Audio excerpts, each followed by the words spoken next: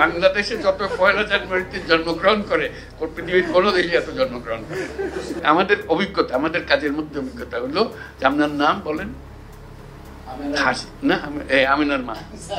আমিনার মা, তাকে কোনোদিন বলা হয়নি তার নাম কি। অমুকের মেয়ে হয়ে সে জন্মগ্রহণ করেছে, অমুকের ছেলে হয়ে সে জন্মগ্রহণ, অমুকের ছেলে, ওকে অমুকের নাতি। মানুষের এনআইডি নিয়ে জিল্লতি, এটা বিশ্বাসযোগ্য না, এত রকমের জিল্লতি হয়। এখন আমরা বলছি যে সব হাসপাতালগুলোকে এম্পাওয়ার করে দাও এবং বাধ্যতামূলক করো, সন্তান জন্ম হলে তোমাকে এনআইডি সবকিছু রেডি করে দিতে হবে, জন্ম সনদ তাকে ওখানে দিয়ে দিতে হবে, সার্টিফিকেট দিতে হবে, অমুক তারিখে এই হাসপাতালে এটা হয়েছে। দায়ী যারা আছে তাদেরকে বলতে হবে যে তোমাকে এই কাজটা করে দিতে হবে, এটা তোমার বাধ্যতামূলক।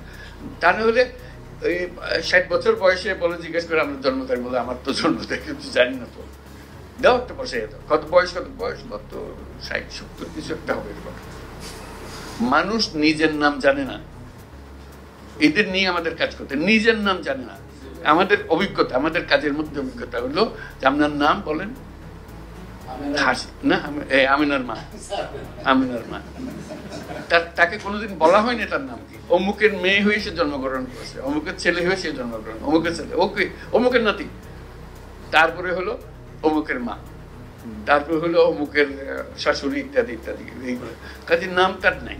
কাজে তাকে নাম দেওয়া, তারিখ স্থাপন করা, আমাদের যত এনআইডি আছে তার মধ্যে 50% হলো যে ভুয়ার জন্ম তারিখ, আরো বেশি হতে পারে। আর আমার জন্ম তারিখ তো আমাদের জানা নেই খুব। এইভাবে আমরা হয়েছে। আমাদের বেশিরভাগ স্কুল কলেজের শিক্ষকদের দায়িত্ব হলো, বিশেষ করে প্রাইমারি স্কুলে ম্যাট্রিক পরীক্ষার সময়, এখন এইচএসসি এসএসসি এগুলো, যে হেডমাস্টার জন্ম তারিখ বসে আছে, এবং বেশিরভাগের জন্ম তারিখ হলো পয়লা জানুয়ারি। বাংলাদেশে যত পয়লা জানুয়ারিতে জন্মগ্রহণ করে পৃথিবীর কোনো দেশে এত জন্মগ্রহণ করে। দিতে হবে তো, এত পয়লা জানুয়ারিতে এত কম। তোমরা প্ল্যান করে রাখো পয়লা জানুয়ারি।